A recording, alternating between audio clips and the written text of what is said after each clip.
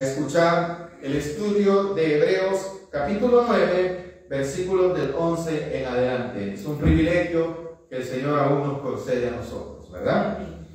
Este libro, como nos ha venido enseñando la superioridad de nuestro Señor Jesucristo en todos los aspectos, en cuanto a los ritos antiguos, en cuanto al sacerdocio, en cuanto al mismo Moisés, en cuanto a la ley, y aún ahora nos va a enseñar cómo es el contraste en el sacrificio que hizo nuestro Señor Jesucristo, en qué santuario lo hizo y cómo viene a ser superior su sacrificio, asimismo la efectividad de su sangre. La efectividad de su sangre es superior a la que se rociaba cuando se sacrificaban animales en el tabernáculo o en el templo, ¿verdad? De eso vamos a aprender esta tarde. Y esa es la confianza que nosotros tenemos, que ya no somos parte de un pacto en el que se tenía que traer de cualquier tipo de ofrenda de animalitos, ¿verdad? Que continuamente estaban siendo sacrificados en el tabernáculo, en el lugar santísimo, sino que hubo un solo sacrificio, el de nuestro Señor Jesucristo. Y en comparación a lo que estudiamos del capítulo 9, del versículo 1 al 10, se nos enseñó que todas esas ceremonias se hacían, hermano, en un tabernáculo hecho por el hombre, pero que fue dirigido este hombre también por Dios. No significa que eso no servía en ninguna manera, no está diciendo eso, solo que eran ceremonias que de alguna manera u otra quitaban, no por un tiempo determinado, sino que por eso era de continuo que estaban haciéndolo. Como a cada rato el pueblo pecaba, a cada rato el sacerdote pecaba, tenía que estar de continuo también trayendo esos sacrificios. Ahora, y muchas de las aboliciones que había en ese pacto, hermano, solo eran ceremoniales. Pero en ningún momento, ninguno de los sacrificios de los machos cabríos podía cambiar la conducta de los seres humanos. Solo la puede hacer el sacrificio hecho por nuestro Señor Jesucristo. Porque si aquel sacrificio hubiese sido perfecto, ¿habría necesidad de hacer más sacrificios? Ya no. Entonces, pero aún así, hubo un sacrificio, hay un sacerdocio que es perfecto, que reúne todas las condiciones que nosotros los pecadores necesitábamos. Y eso solo pudo haberlo hecho nuestro Señor Jesucristo. Y de ese pacto usted y yo formamos parte hoy, sin que lo merezcamos, sino que fue la gracia divina. Por eso dice el versículo 11, capítulo 9 de Hebreos: pero estando ya presente Cristo, ¿quién es Él? Para nosotros, sumo sacerdote de los bienes venideros. Habíamos explicado que todo lo que Dios había revelado a Moisés, cómo erigir el tabernáculo, cómo edificar el lugar santo, el lugar santísimo, era nada más simbólico, era la sombra, dice el mismo estudio de Hebreos, de lo que había de venir. ¿Y qué era lo que había de venir? Lo verdadero. Aquello solo era la sombra, no era en ningún momento la imagen verdadera, solamente era una forma de visualizar cómo sería un santuario para el Dios eterno. Pero Cristo, ¿quién es Él para nosotros? No un simple sacerdote, como los muchos que hubieron en tiempos de Moisés, en tiempos de Aarón. Después de Aarón vinieron los reyes, vinieron los jueces y siguieron ¿qué? Habiendo sacerdotes. E incluso cuando Cristo vino, ¿sabe usted que habían sumos sacerdotes? En el tiempo de Jesús, ¿sabe quiénes ejercían ese sacerdocio? Uno de ellos era llamado Caifás. Anás y Caifás, eran dos. Ahora, quiere decir que hubieron muchos sumos sacerdotes, pero ahora ya no hay necesidad de sumos sacerdotes humanos, porque Cristo ejerció el ministerio del sacerdocio a favor de todos los que le queremos. Por eso le llamamos y la carta le describe como nuestro. Dice el versículo, pero estando ya presente Cristo, sumo sacerdote de los bienes venideros, por el más amplio y más perfecto Padre. Aquel tabernáculo, si la palabra de Dios dice primero por el más amplio y más perfecto tabernáculo, quiere decir que aquel era, en primer lugar, limitado. Lo contrario de amplio, ¿qué sería? Angosto, correcto. Y lo contrario de perfecto, así era, hermano, el ejercicio sacerdotal que tenían las leyes del antiguo pacto. Esto para muchos que todavía, hermano, no han sido, sus mentes no han sido transformados, lo ven como una aberración que nosotros hablemos de lo que los judíos aún quisieran practicar, porque ellos todavía quisieran practicar esto. E incluso mucha gente quisiera que esos sacrificios todavía deberían de ser legítimos, ¿verdad? Para ellos deberían de realizarse en este tiempo. ¿Por qué razón?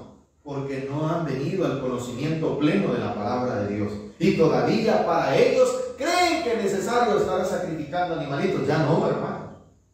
Eso era limitado. Lo dice la Escritura, no lo digo yo. Era solo una sombra de lo que Dios había revelado. Era necesario, sí. ¿Por qué? Porque no había venido todavía Cristo.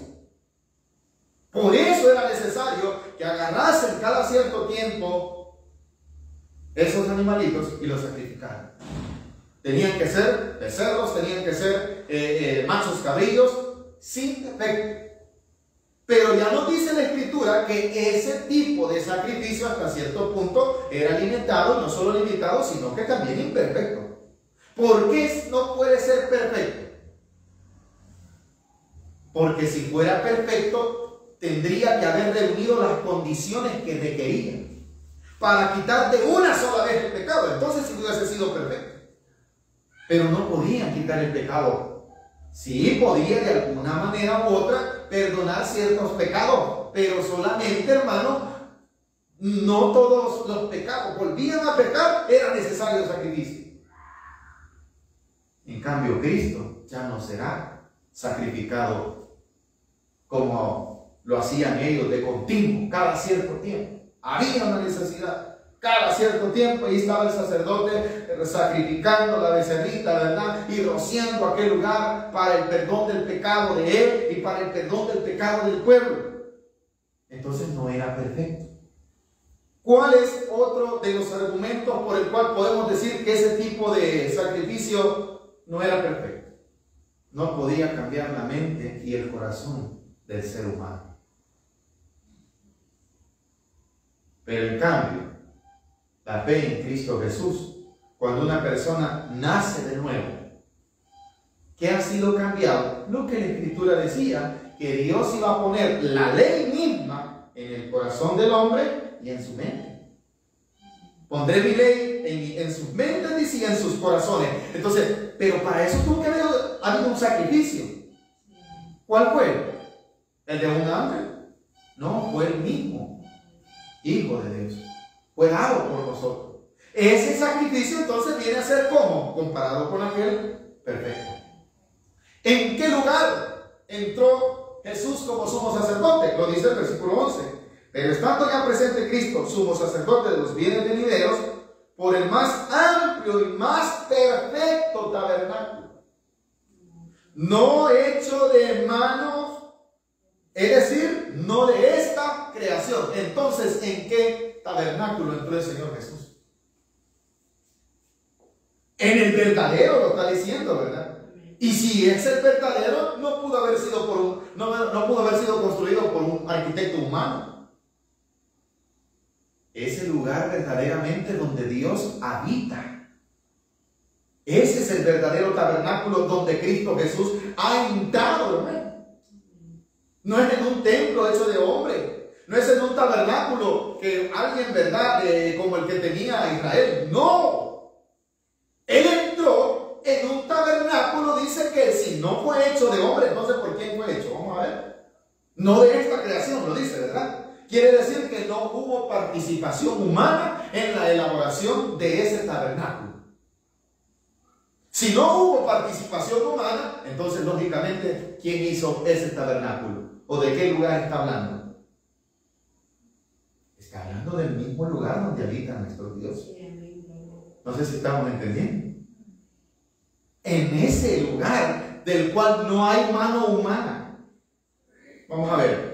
En el tabernáculo, que ahí medio lo dibujamos algo mal hecho, ¿verdad? La pregunta, así como fue hecho y levantado, ¿hubo mano humana en la elaboración? Claro que sí. ¿Había mano humana en todo lo que se hizo? Claro que sí. Pero donde Cristo entró para ejercer su sacerdocio, ahí solo entraban los sumos sacerdotes, dice una vez al año. Eso lo estudiamos ya del versículo 1 en adelante. Pero como ahora estamos en donde Jesús ejerce su sumo sacerdocio, miren hermanos, esto quiere decir algo muy precioso y lo vaya a seguir enseñando el versículo 12. En el 11 decía, ¿verdad? No de esta creación. Quiere decir que Jesús no entró en un templo hecho de hombre. Es esa de la razón por la que Jesús, cuando le preguntaron, mira, las columnas son un baluarte, ¿verdad?, arquitectónico del templo, Jesús les dice, llegará tiempo donde no quedará piedra sobre piedra, esto será destruido, está diciendo.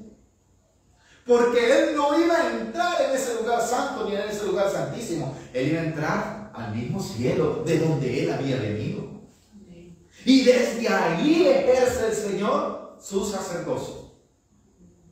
En otros capítulos hemos aprendido cuál es el ejercicio de un sacerdote. El ejercicio de un sacerdote, ¿cuál era? Interceder por alguien necesitado a favor de Dios. Ese es el ejercicio de un sacerdote.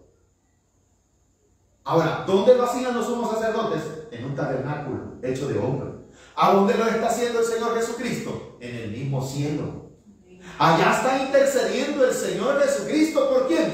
Por nosotros los pecadores. Y como en todos los tabernáculos había un lugar santísimo, había un lugar donde se hacía el sacrificio, Jesús también hizo un sacrificio. Desde el momento en que Cristo Jesús vino a este mundo y tomó forma de hombre, desde ese momento el Señor Jesús estaba ofreciéndose como la víctima, como el pago que tenía que hacerse para la remisión, quiere decir, para el perdón, para la liberación, para la salvación de nuestras almas. Había que pagar algo, sí. ¿Quién lo pagó? Jesucristo. ¿Cómo? Con su sacrificio, con su sangre, no con la sangre de machos cabrillos, hermano. Su pecado, ¿por qué usted puede decir que Jesús le ha perdonado sus pecados? Porque Él tomó la culpa que era mía. Lo inmundo no puede estar ante lo santo. Y usted y yo somos lo inmundo.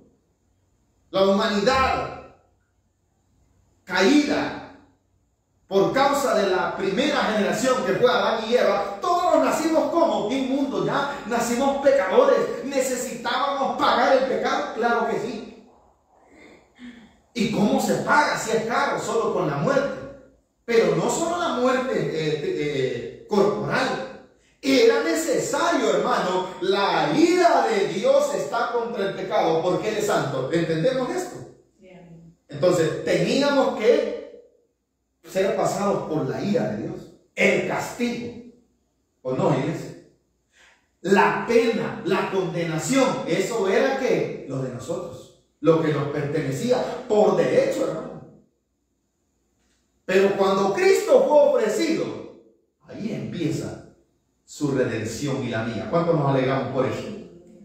Y como era necesario pagar el precio, hermano, Cristo Jesús dice en el versículo 12, y no por sangre de machos cabrillos ni de becerros, bendito sea nuestro Dios, hermano.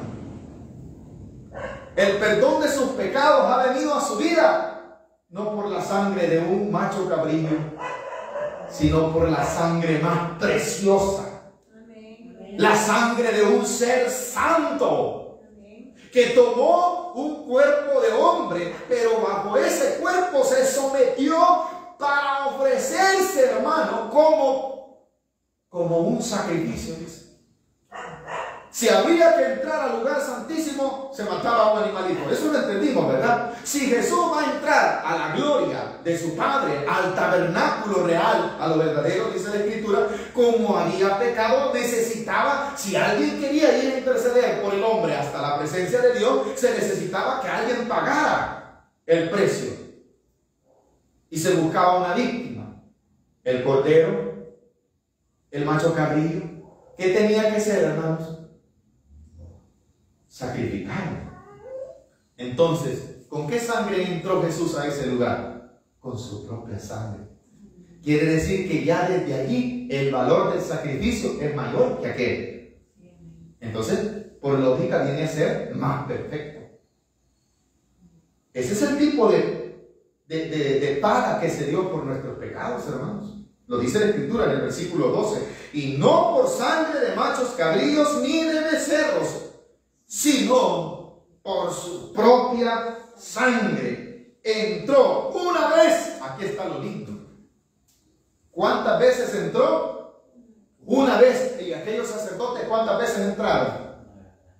Una vez al año. Pero ¿cuántos años habían pasado ya en el tiempo del Señor Jesucristo? Muchos. ¿Cuánto habían? Quiere decir que fue continuo. Pero en cambio, nuestro Señor Jesucristo no fue así. Entró una sola vez. ¿Por qué? Porque en primer lugar su sacrificio era perfecto. Su sangre era limpia. Y ahí ya tenemos el contraste, que era mejor el sacrificio que los que ejercían en el tiempo de la ley. Continúa el versículo 12, no lo hemos terminado. Sino por su propia sangre entró una vez para siempre en el lugar santísimo, habiendo, mire qué precioso esto, obtenido eterna, ¿qué? Redención. Vaya, la palabra redención es similar o sinónimo de rescate. Amén. Usted estaba condenado, pero alguien, hermano, lo rescató de esa condenación. Y que esa condenación fue por un tiempo prudencial, por un tiempo corto. Fue para siempre, eterna. Por eso su salvación es eterna. Amén. Aquí no es que yo sea salvo por mis propios medios. Por eso yo no puedo ser salvo por mis propias obras. Por eso yo no soy salvo porque me lo merezco. No, hubo alguien que pagó el precio que yo tenía que pagar, porque yo soy un gran sinvergüenza y soy un gran pecador y necesitaba pagar ese pecado. Entonces, ¿Dios estaba enojado conmigo? Claro que sí. Porque mi mente y mi corazón rumbo a qué vamos, al pecado. Solo quien nos puede quitar esa dirección: el sacrificio perfecto de Cristo Jesús. Por eso que la persona que cree en Cristo Jesús es transformada, es cambiada, se manifiesta una nueva criatura en esta gente. Claro que sí, porque han rendido sus vidas al Señor Jesucristo. Han entendido esto, han comprendido. Mi estado era un estado de putrefacción. Eso quiere decir podrido, ¿verdad? Allí estaba, hermano, mi vida. Vino Cristo Jesús y la palabra redención de allí. Es como lo que se dice agorazo. Vino el Señor y me rescató. Me sacó. Eso quiere decir la palabra agorazo. Sacado ¿de dónde fuimos sacados? De la condenación, hermano. Mire qué precioso lo que Dios ha hecho. Por eso es que aquí yo no puedo venir a decirle, la hermana es salva, la hermana no, el hermano es salvo, aquel no. Y el que predica, mucho menos. Yo no puedo hacer eso. Yo no puedo tener un papel de juez y poder decir, todos los que venimos aquí, ninguno vamos a ser salvos. ¿Por qué?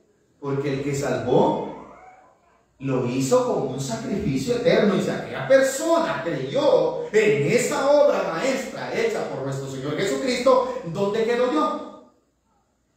Si yo soy un necesitado de esa salvación o no. Todo aquel que confiese a Jesucristo, que dice Jesús es el Hijo del Eterno, esta persona, hermano, puede tener salvación. ¿Por el qué? Por ese sacrificio. Eso es lo que salva. No que vengan a la iglesia, no que vayan a la iglesia, no tampoco estamos diciendo, pues no voy a la iglesia. No, el que tiene una nueva naturaleza, tiene dentro de sí necesidades espirituales y las busca y las sacia y solo las puede saciar en Cristo Jesús. Aquella persona que tiene una confianza en Dios, sabe que Jesucristo vino a morir por quienes, nosotros los pecadores. ¿Y cuál fue el pago? Su sangre, dice, y con esa sangre entró y rescató, cuando dice para darnos eterna redención. Ahí lo dice la Escritura en el versículo 12. En el lugar santísimo, habiendo obtenido eterna redención. O sea, su rescate no dura por un determinado tiempo, es eterno. En términos legales, los abogados lo conocen más, y sé que si las personas que conocen de derecho saben que una persona que cometió un tipo de crimen, un delito grave o menor, necesario es que si se le descubre, sea él condenado por ese delito. ¿Cuál es la remisión? Cuando es absuelto. Él es culpable.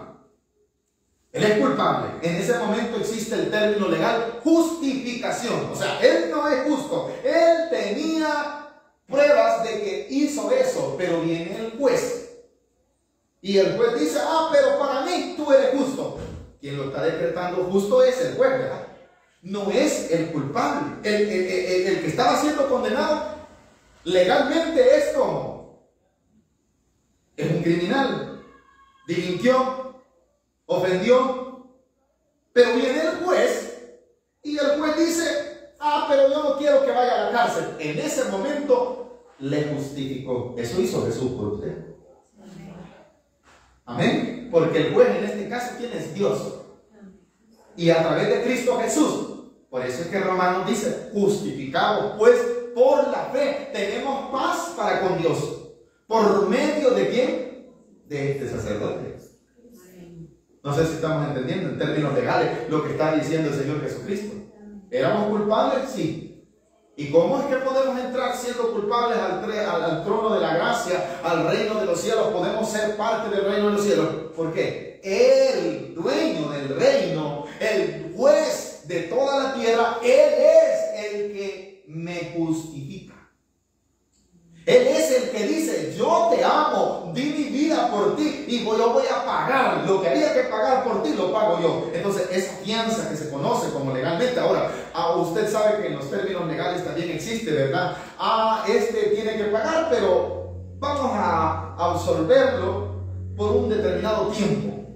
Eso es en términos legales. Pero en cambio, en Cristo Jesús no. Si esta persona que fue absuelta una sola vez, ya no hay más sacrificio. Por eso debemos de nosotros que estar agradecidos y vivir continuamente en esa salvación. Porque el rescate que se nos ha dado, el rescate, hermano, del cual hemos sido nosotros parte, es del infierno, hermano, de la condenación eterna, de la ira de Dios. Ese era nuestro destino, ¿o no, iglesia? Pero cuando Cristo Jesús nos redimió, nos liberó de esas tres cosas. ¿Para qué nos vamos a ir a otra parte, hermano? ¿Por qué no vamos a tener en nuestro corazón la fe y la confianza? ¿Por qué vamos a perderla? Si la perdemos, ¿a dónde volvemos? Allí mismo nos va a enseñar la Escritura. Ya no queda más sacrificio, hermano, porque ya se hizo uno. Es por eso que la gente se condena. El Evangelio, de San Juan lo dice claramente. Que la gente se condena por rechazar a Cristo Jesús. Lo dice el capítulo 3 del Evangelio según San Juan. El que en él cree no es condenado, pero el que no cree ya ha sido condenado. Pero también dice, el que en él cree tiene vida eterna, pero el que rehúsa a creer en él no tendrá la vida eterna, sino que la ira de Dios. Así lo dice, ¿verdad? Si usted quiere, búsquelo conmigo, ya que estamos en ese estudio. San Juan, capítulo 3. Es esta la razón por la cual la gente se condena. Yo no me salvo por mis propios medios, me salvo por creer en Cristo Jesús. ¿Estamos de acuerdo en esto? Porque su sacrificio cumplía los requisitos que Dios demandaba para que me fuesen perdonados los pecados. Vaya, San Juan capítulo 3, ¿qué dice respecto respecto a eso?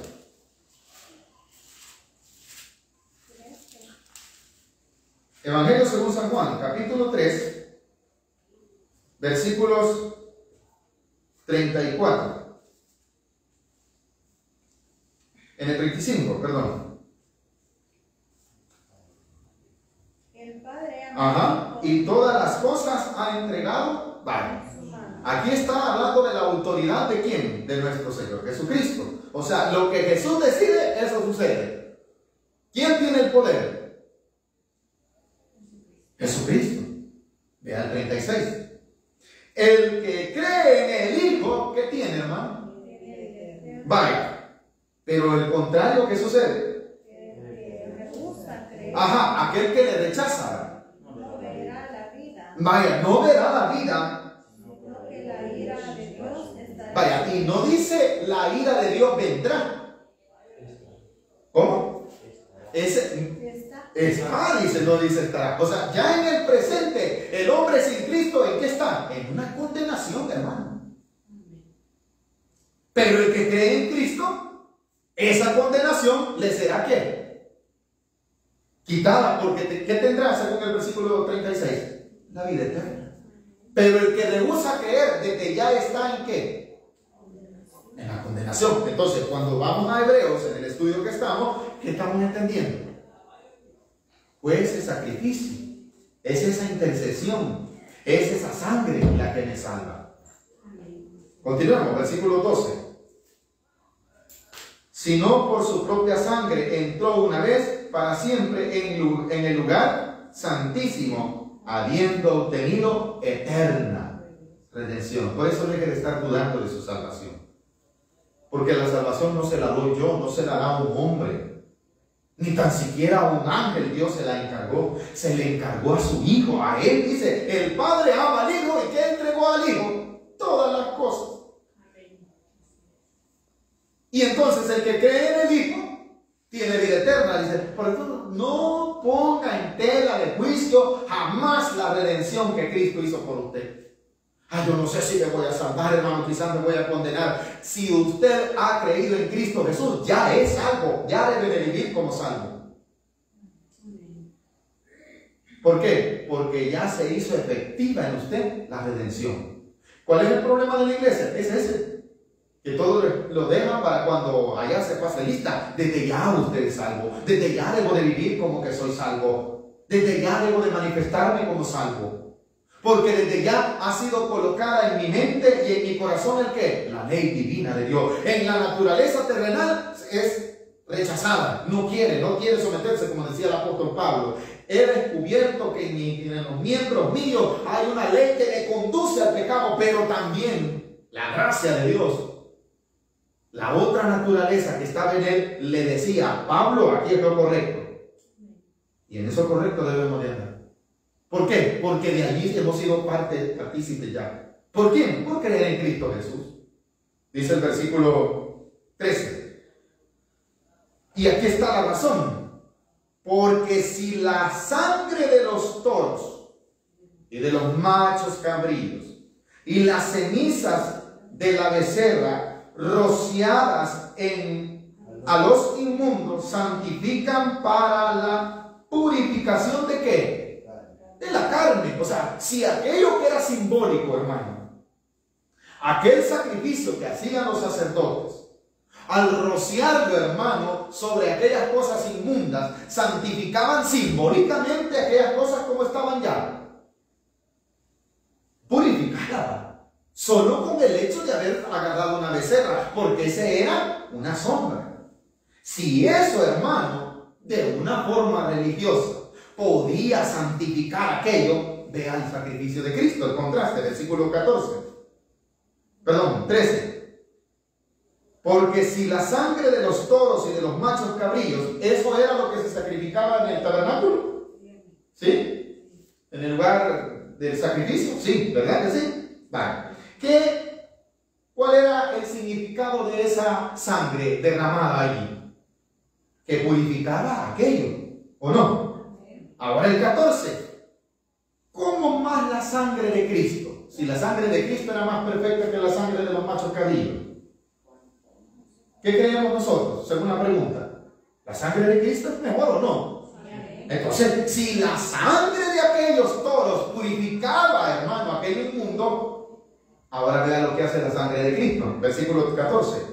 ¿Cuánto más la sangre de Cristo, el cual, mediante el Espíritu Eterno, aquí es donde les decía, desde que Él vino al mundo, ¿va?, se ofreció a sí mismo como sin mancha a Dios, limpiará solo la carne, limpiará ¿qué?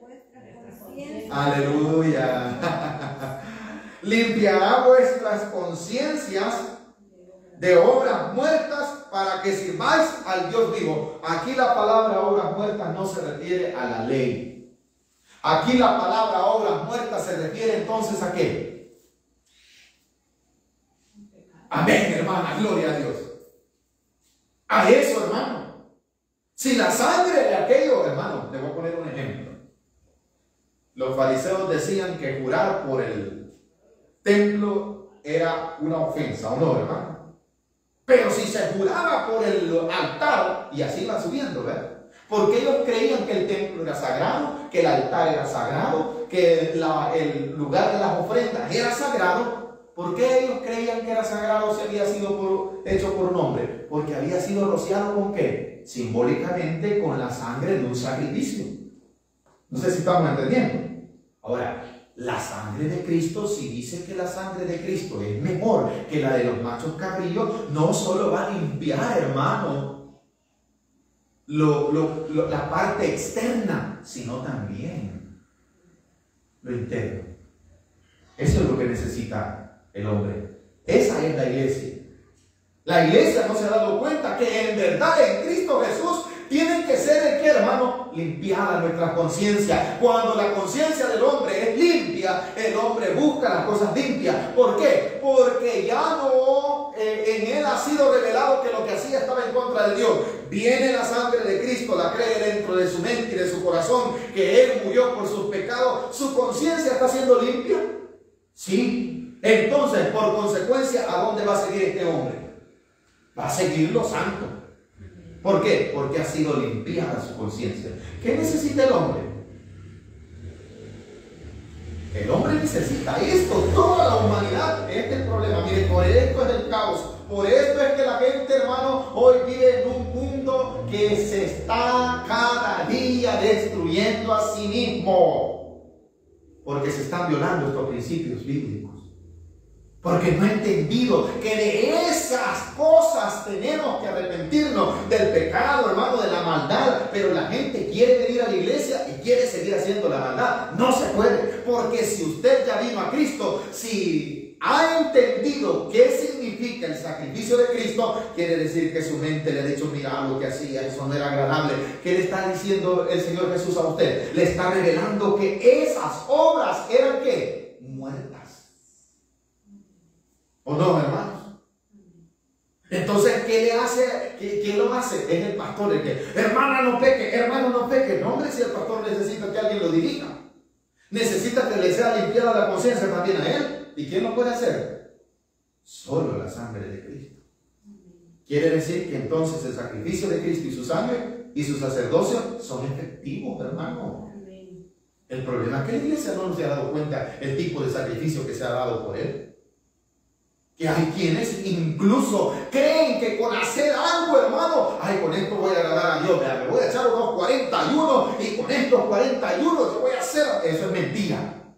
Está bien que ayunen y lo haga para la gloria de Dios, pero eso no significa que lo va a hacer más santo. El que lo hace santo a usted es ese sacrificio. Porque si la sangre, ¿qué decía el versículo 2? Si la sangre de los toros y de los machos cabríos, así decía, ¿verdad? Purificar el qué, hermano, aquellas cosas, hermano. Voy a poner un ejemplo para que vea que aquello era sagrado. ¿Cuántos sabemos que todos los instrumentos que se utilizaban en el templo, cuando el templo de Israel fue destruido por Nabucodonosor, el templo fue quemado y se llevaron todos los instrumentos que se utilizaban? ¿Se recuerda de eso, verdad? Y allá fueron a parar a manos de un rey Belsasar. Un rey impío, hermano, que cuando quiso embriagarse mandó a traer esos instrumentos. ¿Qué eran? Eran vasos, ¿verdad? Vasos hechos por quién, vamos a ver. Por hombre. ¿Eran hechos por hombre, hermano? Sí. ¿En qué templo estaban? En un templo hecho por hombre, ¿verdad? Pero cuando aquel hombre los menospreció y se puso bolo y allí servía el guaro, hermano, ¿qué le pasó? ¿Ah? Empezó a ver una mano en la pared que escribía Mene, Mene, Mene, Tekel, Uparsin. Ha sido pesado y ha sido hallado falto. ¿Y cuál fue el problema de este reycito? Se le olvidó que eso era como sagrado. Pero ¿quién lo había consagrado? Un hombre, ¿verdad? Un sacerdote. ¿Con qué sangre lo consagró? De animales. Y demostró Dios que eso era sagrado. Ahora, ¿y la sangre de Cristo? Es mayor, ¿verdad? Entonces, ¿y la sangre de Cristo no puede limpiar nuestra mente y nuestro corazón? ¿Cuál es el problema? Que no nos rendimos. Ese es el problema. No sé si estamos entendiendo por dónde Dios nos quiere enseñar. En el 14, ¿cómo más la sangre de Cristo, el cual mediante el Espíritu Eterno se ofreció a sí mismo sin mancha a Dios, hermano? ¿Había pecado en Cristo Jesús? Ninguno. Pecado hay en mí. Nacido de pecado. Ese pecado, la ira de Dios estaba sobre mí por ese pecado, ¿no, hermano? ¿Y quién se ofreció por mí? El santo sea. Entonces, ¿cómo debo de estar yo? No me debería estar brincando, hermano, que la ira de Dios no ha venido sobre mí, sino que la gracia de Dios se ha manifestado a través de Cristo Jesús, que con su sangre, hermano, santa, puede purificar mi mente y mi corazón. ¿Puede limpiar mi conciencia? Claro que sí. ¿Cuál es el problema? ¿Por qué no se hace efectiva entonces? ¿Cuál será la razón por la que nuestra conciencia no ha sido lavada? No hemos creído esto. Y si lo hemos leído, lo hemos pasado por alto, hermano. Pero la efectividad de ese sacrificio es urgente. Terminemos, versículo 14.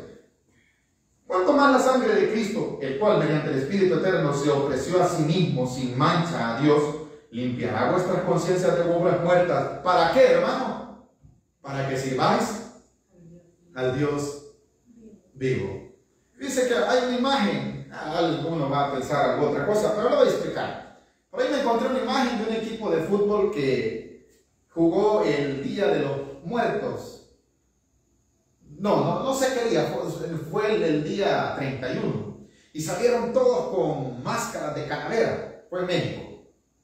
Curioso es que 2 jugadores de los 11 no se pusieron nada. ¿Y sabe por qué? ¿Por qué se opusieron? Porque tienen fe en Cristo Jesús. Ellos sabían que ponerse la máscara daban a entender que estaban en qué, en pro de ese culto. ¿Qué les hizo a ellos no ponerse la máscara? Sabían que estaban en incorrecto o no. De los 11, solo 2. Ese es manifestarse como hijo de Dios. Eso es saber que yo no tengo necesidad de adorar a un muerto, ni de tener la imagen de una calavera para que el mundo me aplauda. ¿A qué se expusieron ellos? ¿A hacer el ridículo o no? ¿Pero por qué no lo hicieron? Porque entendían que ese culto es en contra de la voluntad de lo que ellos creen. ¿Qué cree usted que pudo hacerlo lograr? La fe que ellos tienen quizás en Jesús. Porque son creyentes las 2 personas que lo hicieron. Aquí nos deja una gran lección, hermano. Usted puede ver la foto en redes sociales. Son más los que siguen al mundo. De 11, 2. Pero esos 2 es posible, hayan creído que eso ya no se debe de hacer. Ya no debe de estar, hermano, el hombre queriendo hacer cosas que no son, porque cuando su mente es renovada, en cualquier parte da testimonio que es hijo de Dios. En cualquier parte. Vean lo que dice el versículo 14.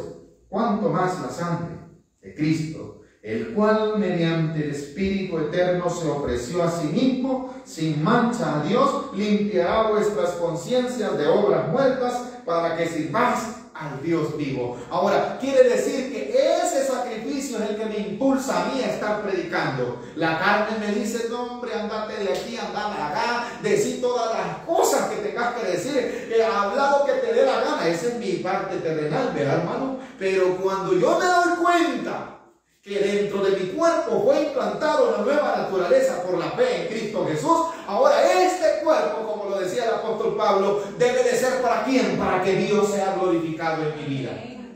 ¿O no? Allí lo dice, para que sirváis al Dios vivo. No sirvamos de tropiezo ni de estorbo, sino para la gloria de nuestro Dios. Terminemos en el versículo 15.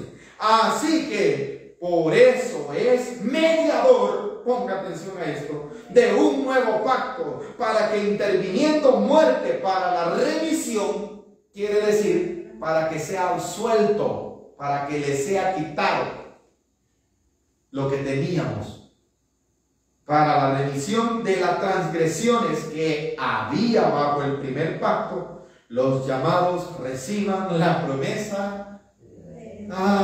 ¿Por qué tengo una herencia eterna? Porque soy bueno, porque vengo al culto. ¿Por qué dijo el hermano? Por misericordia. ¿Y gracias a quién? A un sacrificio. Porque eso era lo que representaba, que tenía que haber sacrificio para el perdón del pecado. Simbólicamente eso representaba, pero Cristo Jesús no lo hizo simbólicamente, lo hizo de verdad. Y con ese sacrificio fui favorecido yo y todos los que hayamos creído en Cristo Jesús. ¿Hemos aprendido algo esta noche, hermano? Dejémonos aquí, vamos a terminar dándole gracias a nuestro Dios. Oremos para finalizar. Amado Dios,